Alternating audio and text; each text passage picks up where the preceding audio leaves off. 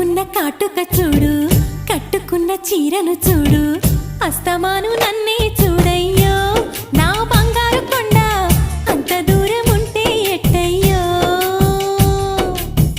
చెవులకున్న దుద్దులు చూసా, ముక్కుకున్న ముక్కెర చూసా, చూడమన్నవన్నీ చూశానే.